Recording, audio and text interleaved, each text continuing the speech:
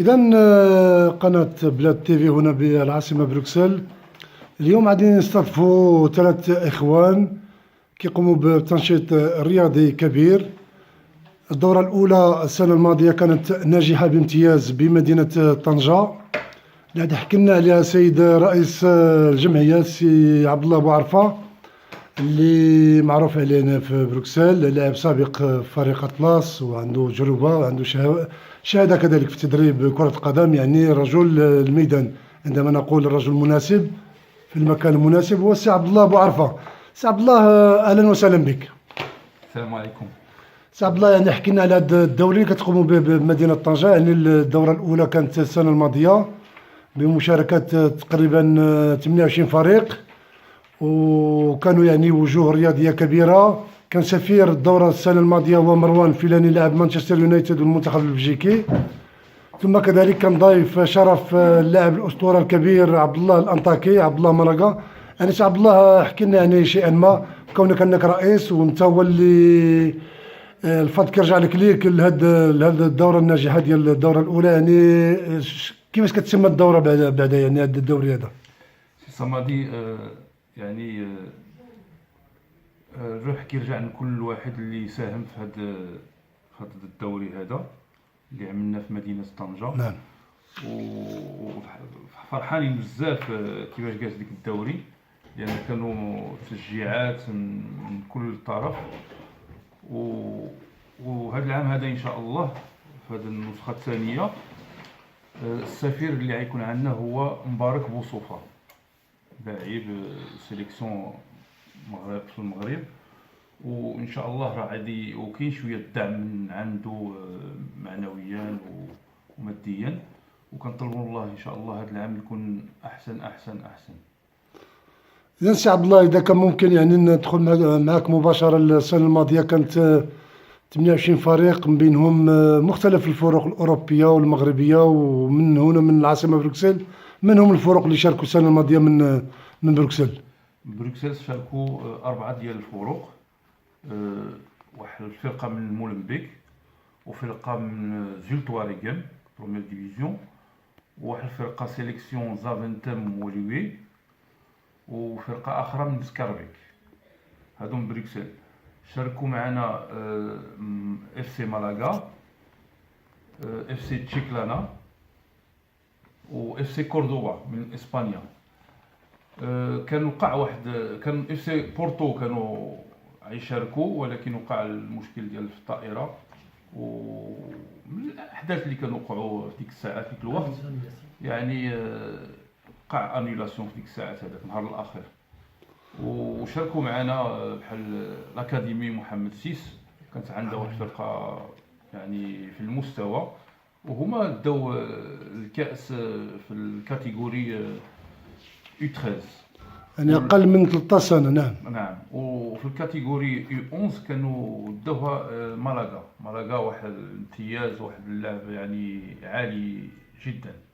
يعني هاد 28 فريق، سي عبد الله بوعرفة رئيس الجمعية الرياضية الثقافية هنا ببروكسل، هو المنظم الأول والرئيسي لهذا الملتقى ديال طنجة الدولي، الذي أصبح ملتقى يعني كبير. يعني الإقامة ديال المجموعة ديال الفرق يعني شكون اللي كيقوم بالإقامة ديالهم؟ فين كيقيموا هاد الفرق كاملين كانوا في الاوتيلات ديال 4 ايطوال 3 ايطوال، بحال في اوتيل رمضان اونكور، واوتيل رامبران، وبعض الاوتيلات يعني. وكانوا الناس ياخرين في الاوتيل 5 ايطوال في المغرب. يعني فرحانين جدا ديك الفرق هذوك باستقبال ديالنا ليهم. وكيفاش جاز داكشي هذاك، راه الناس كامله فرحانه، والفرق يعني يعاودوا قالوا خصهم يرجعوا ان شاء الله هذا العام. الحق هذا العام الفرق بغينا نعملوا شي حاجه، نزيدوا شويه بليس بروفيسيونيل. عرضنا الكاتيجوري ديال يو 15، وفي هذا يو 15 كاين فرق بحال الرجاء البيضاوي، بحال النجم الساحلي من تونس، كاين الفرقه من الكونغو، وكاين فرقه من بلجيكا ومن فرنسا ومن اسبانيا. اذا هاد السنه ديال 2017 غادي يتقام هاد الدوري في يوم عطله يوم الربيع القادم ان شاء الله، في 8 و9 ابريل القادم.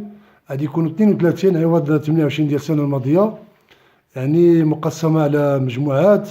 كنعرفوا ان مدينه طنجه عندها ملعب واحد هو الملعب الكبير. في كيلعبوا هاد اللاعبين هادو هاد الدوري هذا؟ حكي لنا سي عبد الله. في الحقيقة حنا ما كرهناش إن شاء الله يكون ديك الملعب الكبير هذا العام هذا. عام الأول يعني كنشكروا العمدة والناس اللي السلطات المحلية، السلطات نعم، المحلية اللي في الآخر لحظة عطاونا ملعب السواني، ملعب تابع للريال مدريد، تابع لريال مدريد. نعم. وكانت الحقيقة أمور واخا هيداك كانت مزيانة، يعني الناس وقفوا معنا وديك الشيء جاز مزيان. هذا العام ما كرهناش ان شاء الله يكون عندنا الكامبو الكبير او لا يعني لو سكون اللي كاين في نعم في زياتن. نعم، المركز التكوين التابع لفريق اتحاد طنجة. شكرا سي عبد الله، رئيس جمعية الرياضة والثقافة هنا ببروكسل، اللي كيقوم بهذا الدوري، وهو أول دوري عالمي وكبير بطنجة. فأكيد غادي نشوفوا النسخة الثانية إن شاء الله بامتياز، وكما ذكر سي عبد الله وجوه كروية كبيرة. نمشيو لعند السي شرف عبد الكريم اللي هو الأمين المال، اللي غادي يحكي لنا شوية. سي شرف عبد الكريم، أنت أمين المال، يعني احكي لنا هاد الأموال ملي كتجي، وشكون اللي كيمولكم، وشكون اللي كيأجر هاد الدوري هذا؟ السنة الماضية أنت كنت الأمين العام، يعني كيفاش؟ احكي لنا شوية سي عبد الكريم، أهلا وسهلا بك. السلام عليكم. سميتي شويرفة عبد الكريم. شويرفة، نعم. شويرفة عبد الكريم. شوف هاد سي الحمد لله la première édition elle s'est bien passée. J'espère que l'enthousiasme, enfin chez nous l'enthousiasme est là pour une deuxième édition Inch'Allah. Et ici nous vivons dans un monde où il y a la tolérance est un petit peu oubliée. La fraternité, enfin le vivre en communauté. Donc, cette deuxième édition, nous espérons atteindre nos objectifs. Les objectifs, ils sont simples. Donc, ça veut dire qu'au niveau sportif, on veut essayer d'atteindre, enfin que les jeunes atteignent une perfection au point de vue sportif, c'est-à-dire que quand les jeunes se rencontrent, voilà, ils découvrent d'autres techniques, d'autres joueurs, etc. Bon, ils découvrent d'autres horizons.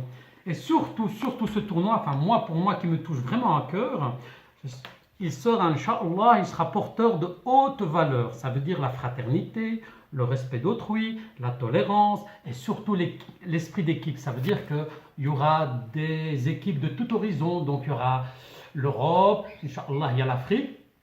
Et avec ça, nous espérons qu'il y aura un melting pot, un mélange de fraternité, de joie, de gaieté, pour montrer à l'extérieur que nous, on part de rien pour arriver à quelque chose de grandiose, Inch'Allah. Nous ne faisons pas en général de politique, on est là pour la fête, la culture, pour qu'ils découvrent aussi en même temps notre beau pays. Et j'espère que cette année, les parents vont suivre. Donc, au point de vue subside, nous n'avons jamais reçu ici de aucune association des subsides. Donc, on se pose sur nous-mêmes. Donc bien sûr, Mondial Safari, l'agence de M. Bouarfa, elle nous aide énormément au point de vue pécunier. Il nous offre des voyages avec les jeunes, comme l'année passée, des jeunes qui partent quasi gratuitement, parce qu'ici, vous savez qu'il y a des jeunes qui n'ont pas les moyens de partir. Donc on essaye de faire quelque chose de positif. Et en tant que trésorier, je remercie infiniment l'agence de M. Bouarfa. Et bien sûr qu'il y a certains qui mettent des gouttes dans le vase. Ça veut dire des gouttes, ça veut dire qu'on a reçu une aide de Sidi Ali, donc l'eau de Sidi Ali. On a eu le bourgmestre de Tanger que je remercie infiniment, qui nous a donné, qui a fait un geste pour les coupes et autres, qui nous a aussi un petit peu facilité le travail. Et je remercie ainsi, parce que l'année passée, je n'ai pas eu le temps ou le moment, parce qu'il y avait une tension assez forte, comme c'est une première édition. Il y a beaucoup de gens à remercier. Alhamdulillah, je reviens un petit peu à... Ah oui, c'est très important, j'ai oublié. FRS, c'est aussi un sponsor, j'ai oublié de le... Mais finalement, avec tout cela, on n'arrive toujours pas à boucler la boucle. J'espère que cette année, notre voix sera entendue, Inch'Allah ya Rabbi. La fondation, j'espère que cette année, la fondation Hassan II, bien sûr, et notre ami Youssef nous en parlera plus longuement. Moi, mon domaine, c'est surtout au niveau subside, et j'espère que cette année, la joie et la gaieté sera là, et les subsides suivront, Inch'Allah ya Rabbi. إذا كنشكرك سي عبد الكريم وكنتمنى لك إن شاء الله التوفيق والنجاح ولما لا الذهاب بعيدا بهذا الدوري إلى الأمام. معنا سي يوسف بن عيسى اللي هو معروف عليه سي يوسف بن عيسى، الرجل النشيط جميع الأنشطة. كنشوفوا يعني هو المسؤول على الإعلام هنا في هذا الدوري هذا ديال طنجة. سي يوسف بن عيسى، يعني ربما تحكي لنا يعني الدور ديالك في هذا الدوري هذا وفي هذه الجمعية. شكرا سي صمادي يعطيك على الاستضافة. الدور ديالي هو انني انا مومبر محترم في الجمعية ديال سبور اي كولتور. الدور ديالي هو ان لا كومونيكاسيون وبالخصوص كنركز على المجال الثقافي لان بحال اللي كتعرف ان الشباب ديالنا هنا ديال بلجيكا وديال لوروب ماشي المغاربه فقط والاجانب، نعم خصنا يعرفوا بلادنا. اللي كيعرفوا بلادنا دابا تصور العام اللي فات كاز ليفينمون، هاد العام هما كيفكرونا سيفو ياخدي ليفينمون فويا غنجي فويا غنبداو فويا ديجا مزيانه. و بحال اللي هاد العام اللي فات عملنا واحد الدوره سياحيه على التعريف على مدينه طنجه وعلى الثقافه ديال طنجه وعلى الثقافه المغربيه وبالخصوص على التعايش. هاد العام ان شاء الله بحال اللي تكلمنا مع الناس ديال سكان طنجه كاملين، منهم مسلمين مسيحيين اليهود، سون بري باش ولادنا ولاد الاجانب هنا يعرفوا بان عندنا في طنجه عندنا لي موسكي، عندنا لي زيغليز، عندنا لي سيناغوغ. وهضرنا مع يعني مع فاسون سي بيان اورغانيزي ان شاء الله هذا العام هذا باش يعرفوا بلادنا من جميع، ماشي من الناحيه السياحيه فقط، حتى من الناحيه الثقافيه والتعايش اللي كنعيشوا في المغرب. يعني ممكن خصنا يعرفوا بان المغرب راه كاين التعايش. هذا هو لو بيت ديال الثقافه ديال باش لو بيت ديالي بالخصوص انني خصني نظهر الثقافه المغربيه شنو هي. إذا سي يوسف بن عيسى، أنت كونك أنك الناطق الرسمي من هذه الجمعية ومن هذا الدوري، هذه السنة هذه السنة الماضية كما قلت السي عبد الله بوعرفة رئيس الجمعية، كان هناك وجوه كبيرة كروية كبيرة. سفير الدورة كان الدورة الأولى هو الدولي البلجيكي لاعب مانشستر يونايتد مروان الفيلاني. هذه السنة هذه غادي يكون مبارك بوصوفة، وكان شخصية كبيرة اللي هو عبد الله الأنطاكي لاعب مالاغا سابقا المنتخب المغربي. شكون اللي غادي يكون ضيف شرف هذه السنة هذه في عوض سي عبد الله الأنطاكي؟ بالضبط لحد الآن باقي ما تحددتش بالضبط شكون اللي غيكون الضيف. نعم.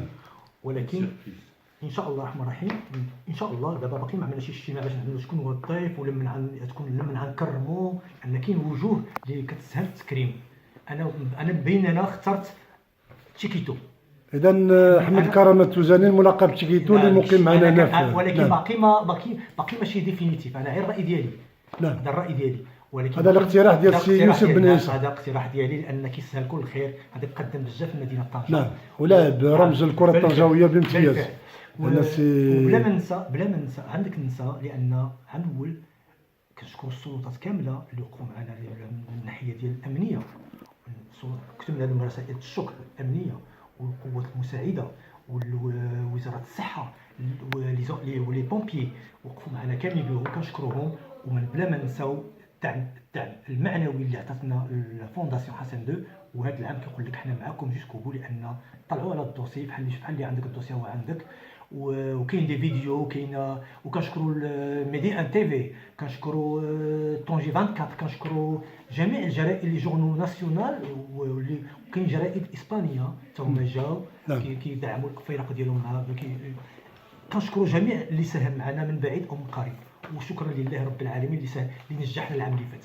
إذا كنشكرك سي يوسف بن عيسى. نعود الى السي عبد الكريم في اخر كلمه. شنو هي الكلمه ديالك الاخيره الجماهير اللي غادي تشوف هذا الفيديو هذا، وخصوصا الجمهور ديال مدينة طنجة اللي تحتضن الدوري الثاني الدولي اللي أقل من 15 سنة هاد السنة دي ربما، وأقل من 11 سنة. يعني شنو هي الكلمة ديالك الأخيرة؟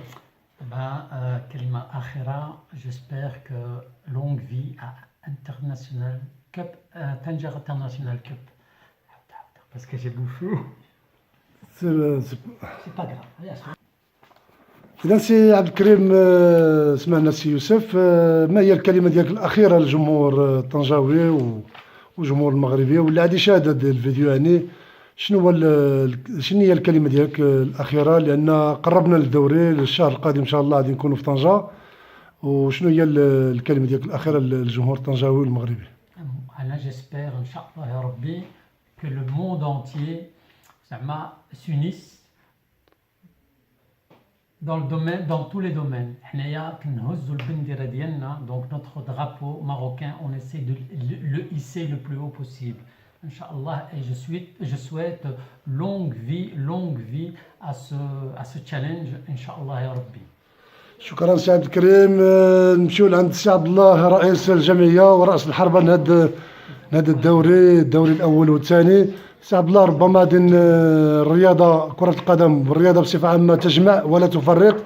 انتم كتجمعوا هاد الأطفال وهاد الأولاد، يعني الدورة الثانية على التوالي بمدينة طنجة. شنو هي الكلمة ديالك الأخيرة للسلطات والجمهور والكل اللي غادي يشاهد هذا الفيديو هذا؟ الكلمة الأخيرة هو لونيون في لا فورس، يعني بنادم خصو يتجمع مع بعضياتو ويساهم، كل طرف يساهم معنا، وإن شاء الله النجاح هي مدينة طنجة والرياضة والثقافة المغربية إن شاء الله. وهاد الأطفال ديالنا يشوفوا بلادهم كتحسن ويعيشوا هاد الوقت هذا اللي غيدوزو تما شي حاجة مزيانة، اللي تربطوا في البلد ديالهم ويتعرفوا مع بعضياتهم، وإن شاء الله الفضل الكبير كيرجع لكل شيء، لأي واحد اللي ساهم راه كيرجع له الفضل. شكرا سي عبد الله ابو عرفه. شكرا سي يوسف بن عيسى الناطق الرسمي لهذه الدوره والاعلامي معروف عليه سي يوسف بن عيسى وسي عبد الكريم، وكنتمنى لكم ان شاء الله التوفيق والنجاح. الى الملتقى. شكرا جزيلا.